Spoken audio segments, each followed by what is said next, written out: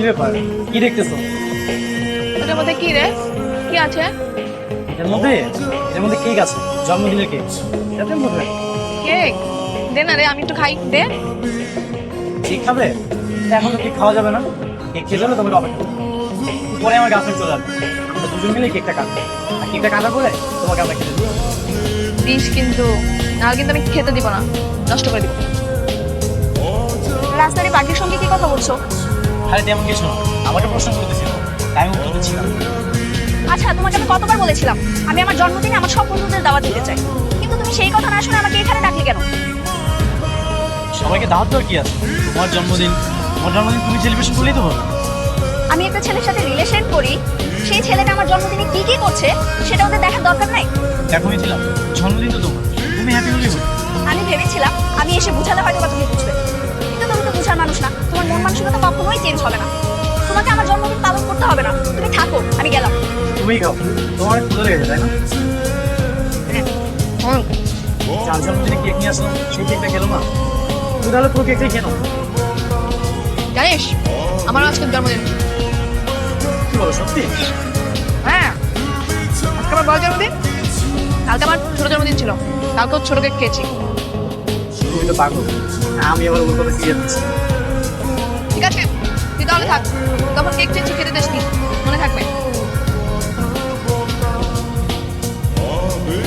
এভাবে দৌড়াচ্ছ কেন? আমি তো মেরেছি। কাকে মেরেছো? পুলিশ। পুলিশকে মেরেছো তাই এভাবে দৌড়াচ্ছ? আচ্ছা তুমি কিছু খেয়েছো? খাবার দিবি রে? হ্যাঁ তোমাকে আমি খাবার দেবো, চলো তুমি আমাদের বাসায়। কে? কাকে নিয়ে আসলি? না তুমি ওকে চিনবে না, ওর অনেক ক্ষুধা লেগেছে, তোমাকে খেতে দেবো। বাইরে থেকে কিছু কিনে দিলি তো? আর সব কিছু তোমাকে পরে বলবো, ওর জন্য একটু খাবারের ব্যবস্থা করো। তাই ভয় পেও না, বলো তোমার নাম কি? তোমার নাম কেউ নিয়ে যাবে না। না, তা তোমার কি কোনো ইচ্ছা আছে, মানে কোনো স্বপ্ন আছে?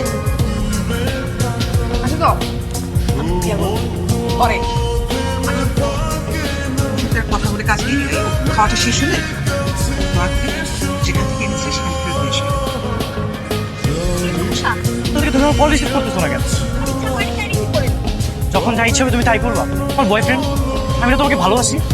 তুমি আমাকে ভালোবাসো, তুমি আমার বয়ফ্রেন্ড বলে কি সবসময় তোমার কথা মতো চলতে হবে? মানে আমার কথা মতো চলবো না তো কার কথা মতো চলবো? একদম সতর্ক করে দিচ্ছি, আমার ফ্রেন্ডদেরকে নিয়ে আরেকটা উল্টাপাল্টা কথা বলবা না। কি উল্টাপাল্টা কথা বলবো? ওরা তো একটা ক্যারেক্টারলেস।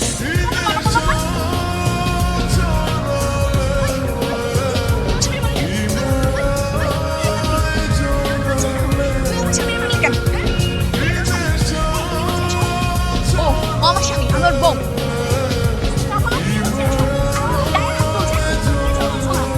ও ঠিকই করেছে। তুমি ওকে তো মারলে কেন? আমাকে কেউ মারতে আসলে তুমি তাকে কেন মারবে? আমার স্বামী তাই, আমার বউ। তুমি পাগল হয়ে কতটা টান আমার উপর, আরো কতটা সহ্য। তারপরে আমার প্রতি কোনো ভালোবাসাই নেই। থাক, তুমি মন খারাপ করো না। তুমি মন খারাপ বোঝো? মানে কি পাগল নাকি? ঠিক আছে, তাহলে থাক, আমি গেলাম। আবার কেউ তোকে মারলে তখন তাকে সামা মারবো। শ্রাবণ, কি হচ্ছে? এরকম মন খারাপ করে দাঁড়িয়ে আছিস কেন? জয় মিথিলার সাথে কোনো ঝামেলা হচ্ছে। মিথিলাকে আমাদের বাসায় নিয়ে আয়, আমি ওর সাথে কথা বলি, ওকে বোঝাই। ঠিক আছে? কি রে, কথা বলিস না কেন? কথা বল। টেনশনে আছো। গতকাল তুমি যে মেয়েটাকে মারলে, ওই মেয়েটাকে আমার মা বলেছিল বাসায় নিয়ে যেতে। এখন আমি আমাকে কি বলবো বলো তো? আমাকে নিয়ে চল, আমি তোর বউ হবো। তুই না আমার স্বামী। ভালো কথা, তোমাকে যদি সুন্দর মতো সাজিয়ে নিয়ে যায় তাহলে তো আমার মা বুঝতেই পারবে না।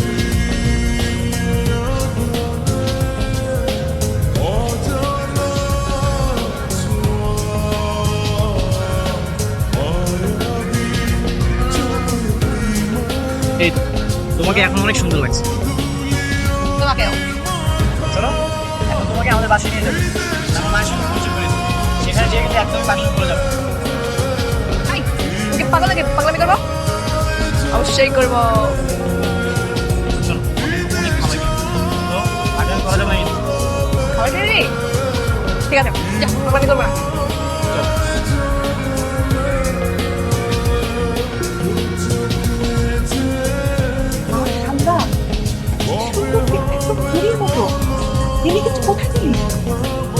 আগে তো ভিতরে আসতে দাও, ভিতরে যে সব প্রশ্নের উত্তর দিচ্ছি।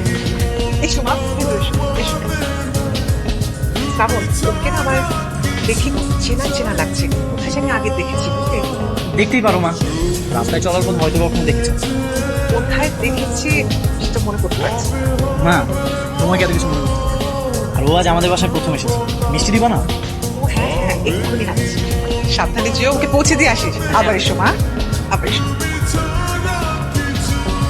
কি হলো শ্রাবণ? কি এমন আলাদিনের প্রতি দেখা না যে বারবার কল দিচ্ছ? এত ধৈর্য হারালে তো চলবে না। এখনই যে বিশাল একটা ধাক্কা খাবে সেটার জন্য তো প্রস্তুত হয় না। এই বেশি ঢং করো না তো। কি বলবো সেটা বলো, আমার হাতে বেশি সময় নেই। আনহা, আনহা এদিকে আসো।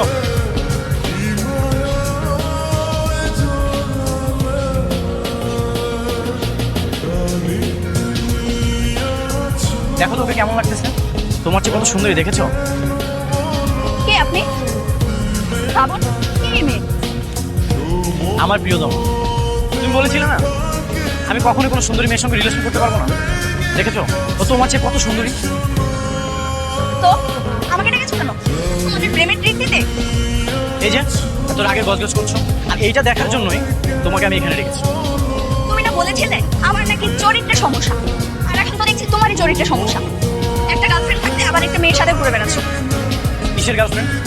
তুমি কি এখন আমাকে তোমার বয়ফ্রেন্ড হিসেবে স্বীকার করো? তুমি আর একটা কথাও বলবা না, আর আজকের পর থেকে আমাকে একটা কলও দিবা না। ওকে একটু দাঁড়াও, এই যে তোমার সামনে তোমার নাম্বারটা ডিলিট করে দিচ্ছি।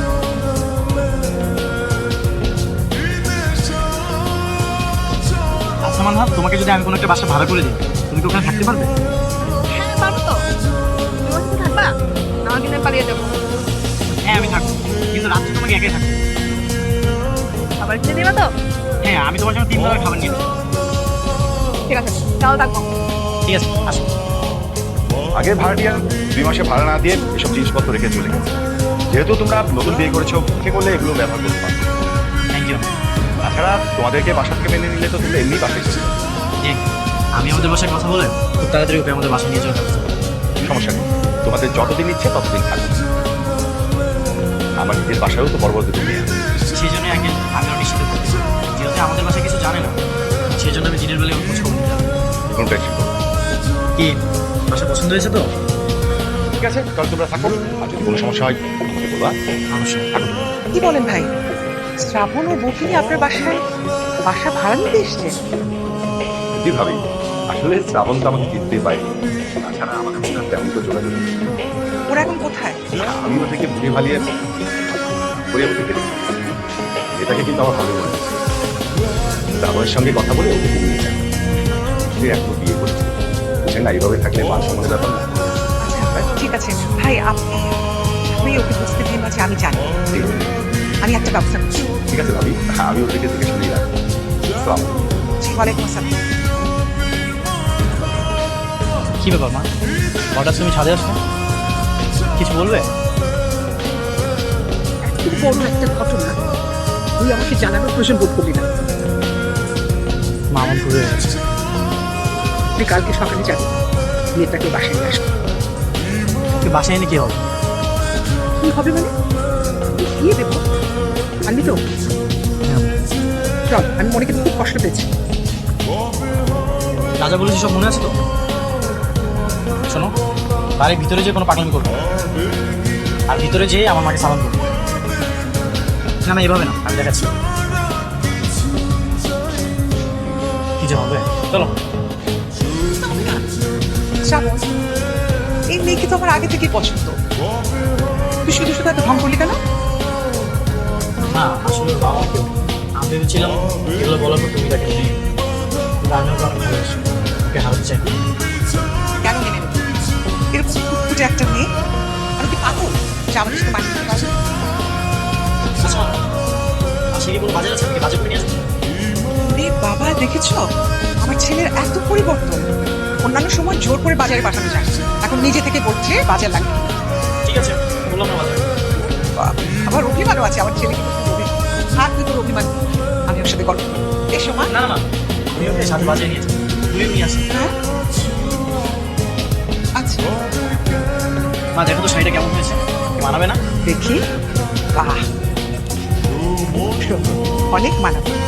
দেখ দেখ, তোর বাবার সাথে কথা হচ্ছে, আগামী 17 তারিখ চলে আসবে, আসার পরেই ধুমধাম করে তোদের বিয়ে দেবো। আমি দেখছি তোমার পছন্দ হচ্ছে।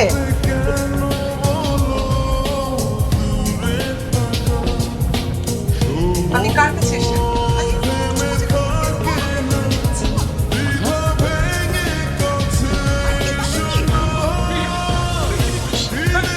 এই আপনি কে? আমি মানুষ চাচা। মানহাকে? নামটাও জানো না? আমার ভাই পাগলি মেয়েটাকে রাস্তা থেকে তুলে এনে বুঝিয়ে বাঁচিয়ে এখানে এনে রেখেছো, বসেছো। আগে মানে কেন বাবা, তোমরা জানেন না যে মানহার মাথায় সমস্যা আছে? বাবু, এই মেয়েটা কি ওই মেয়েটা, পাগল মেয়েটাকে তুই নিয়ে এসেছিলি বাসায়? হ্যাঁ মা। হায় আল্লাহ, তুই যে আমাকে বললি। মা আমি ভয়ে সত্যিটা বলতে পারি না।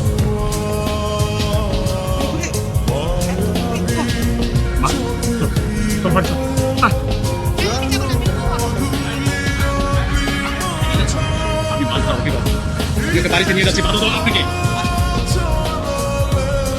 মা তোমার সাথে আমার কিছু কথা ছিল। বল। আমি মানহাকে বিয়ে করতে চাই।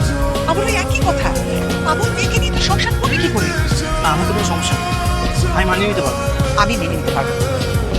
মা প্লিজ তুমি মেনে নাও মা। শ্রাবণ, তোর সব ইচ্ছা আমি পূরণ করেছি, কিন্তু এমন কোনো আবদার করবি না যেটার জন্য আমাকে কঠোর হতে হবে। কিন্তু মা কোনো কিন্তু না, তুই আমার একমাত্র ছেলে, আমার ছেলের বউ একজন পাগল, এটা আমি সমাজে আত্মীয় স্বজনের কাছে কিভাবে বলবো? আমি ওই মেয়েকে আমার ছেলের বউ হিসেবে কখনোই মেনে নেব না, এই কথা আমার ফাইনাল। তুমি যা বলছো ওকে চিন্তা করছো? জি আমি সব কিছু ভেবে চিন্তে বলছি, আর ওকে বিয়ে করতে আমার কোনো আপত্তি নেই। তোমার বাসা মেনে নিবে? নিবে নিবে নিবে না নিবে। একটু ঝামেলা হতে পারে, কিন্তু আমি সব কিছু ম্যানেজ করি। তোমাকে একটা সত্যি কথা বলবো। মানহা কিন্তু পাগল ছিল না। মানহার বাবা মা আগক্ষণে মাথা বেঁচে যাবে, কিন্তু এটাকে পাগল হয়ে দিতে হবে। আঙ্কেল ও তো পুরোপুরি পাগল না, অনেক কথা ভালো করে বুঝি। হ্যাঁ, আগে একটু বেশি পাগলামি করতো, এখন অনেকটাই কমেছে। আসলে হয়েছে কি, আমি একটু নিজের ব্যক্তিগত কাজে গিয়েছিলাম তো, সেই জন্যই ও বাড়ি থেকে বের হয়ে গেছে। হ্যাঁ, একজন কাজের মূল্যে ওর দায়িত্ব ছিল। পরবর্তীতে বাসায় কোনো জিনিসপত্র নিয়ে বাড়ি থেকে পানি ওনার মেয়েটার দেখাশোনার দায়িত্ব দিয়েছে। রাস্তায় ঘুরে আসে বাড়িতে ফিরে দেখি সাথে অনেক খোঁজাখুঁজি করে আমার বাসায় ফিরে।